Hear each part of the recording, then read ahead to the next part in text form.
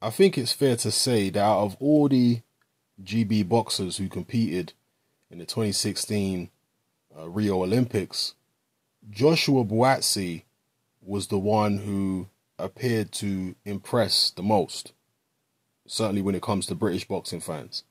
Many people were impressed with Buatsi. He's a light heavyweight. He ended up signing with Eddie Hearn. He's yet to have his professional debut. I believe it's going to be soon.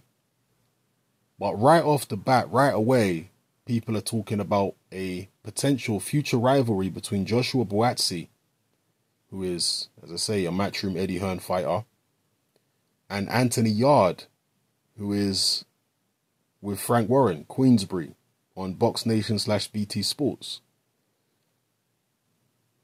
Some people are pointing out, though, that Anthony Yarde is such a huge light heavyweight, and he is huge.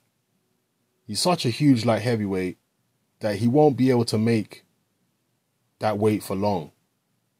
And they will have to move up in weight before long because he's just too big. Now, I've had this debate with people several times about Anthony Yarde's height. Right? People are determined to try and tell me that Anthony Yarde is not his listed height. Now, BoxRec get things wrong all the time. And this is where I'm going to show you from first-hand experience how BoxRec get things wrong. But they also get things right too. When Anthony Yarde initially turned professional, BoxRec had him listed as 5'9". I can tell you for a fact, Anthony Yarde is not 5'9". They've now changed his statistics. He's listed as 6 feet tall, Anthony Yarde. And I'm telling you, that Anthony Yarde is around 6 feet tall. Yeah, maybe 5'11", 6 feet, somewhere around there. Anthony Yarde is around that height. Okay? I know someone who knows Anthony Yarde, and they're 100% adamant that Anthony Yarde is about 6 feet tall. He's definitely nowhere near 5'9". He's way taller than that. Joshua Buatsi, on the other hand, has also, if you go to BoxRec, well, last time I checked, he's also listed as 5'9.5" on BoxRec. Now, I have seen Joshua Buatsi in the flesh, in person. With my own eyes, I've stood next to Joshua Buatsi. And I can tell you right now, Joshua Buatsi is definitely at least 6 feet tall. To me, I think he's over 6 feet. I think he's about 6'1", something like that. 6 foot, maybe 6'1". So he's a good height for a light heavyweight. Definitely a hell of a lot taller than the 5'9.5" they have him listed on BoxRec. So don't be confused by some things that they put on BoxRec. Now, with Anthony Yarde being 5'11", 6 feet, Buatsi maybe being a shade taller than him, God knows how Anthony Yarde makes the weight because his body is huge. He's extremely heavily muscled, as well as being a fairly decent height for a light heavyweight.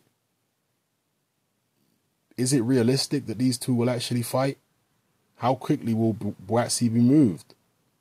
I know Anthony Yarde's next fight is going to be for the WBO European title. That's not the conventional European title. That's not the European title that most of you know of and are used to.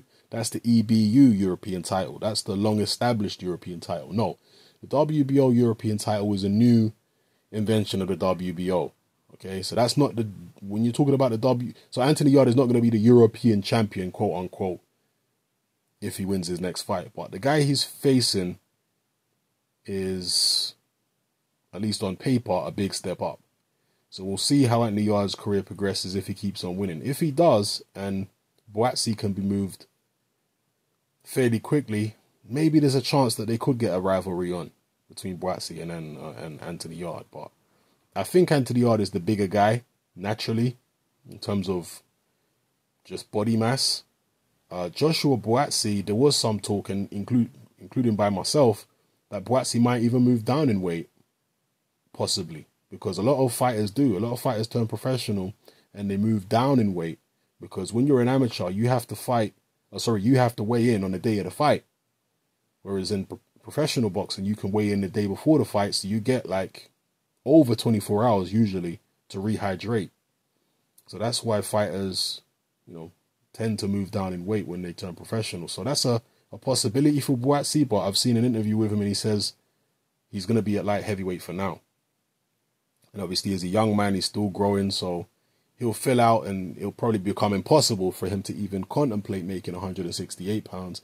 He might even move up to cruiserweight later on in his career. We'll see. He's certainly got the height for it. And Anthony Yarde, man, when is he going to move up to cruiserweight? Because he just seems impossibly big for a light heavyweight. For most of his fights, he hasn't even made the 175-pound limit. I believe he only made it in one fight, his last fight against Chris Hobbs.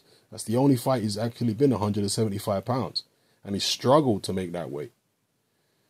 So if they do fight, let's say 12 months, 18 months time and they fight, obviously there's going to be a lot that happen in both of their careers by then. So we might change our views. But just provisionally, based upon what you've seen of Buatsi in the Olympics and Anthony Yarde as a professional, how would you see that fight going? And I don't think it's too ridiculous to start speculating, because Anthony Yarde only had about, I think, 10 amateur fights, maybe less than that. He had very, very few amateur fights. As a pro, he's had, what, 11, 12 fights? So although he's had a lot more fights than Buatsi as a professional so far, it's been against very limited opposition. And Buatsi has a much longer and much more extensive amateur career than Anthony Yarde had. So, you know, to match them up against each other, even now, is not absurd, because in terms of development, you know, it was as far as technique and just maturity as a fighter, Buatsi really is the guy who should be the more mature, the more developed, because he's been in boxing and been boxing way, way longer than Anthony Yarde has. You know, Yarde really is a novice. You know, he don't fight like a novice. He fights like a seasoned vet, you know, but he is a novice. He's got very, very little boxing experience. So it's not absurd to be talking about a professional fight between the two and speculating about how it might go. I'd be very excited to see that fight. I would love to see an Anthony Yarde Joshua Buatsi fight. It'd obviously be a cross-network, cross-platform fight, and that comes with its difficulties. But as we've seen recently with O'Hara Davis fighting Josh Kelly, sorry, not Josh Kelly, Josh Taylor, excuse me, my bad, fighting Josh Taylor, Eddie Hearn is willing to let his fighters go and fight on other platforms if he comes up short in negotiations or purse bid or whatever. He's willing to let his fighters go fight elsewhere. So, yeah, in the future, you might see Anthony Yarde against Joshua Buatsi on whatever channel. You know, I'd like to see it, man. I really want to see what Anthony Yarde can do. I've been impressed. I think he's a precocious talent.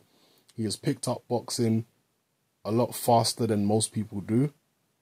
But I want to see him tested now. And Joshua Buatsi, he's been tested in the amateurs. We've seen him fight at a high level in the amateurs. So I'm sure as a professional, he'll be able to continue that kind of success.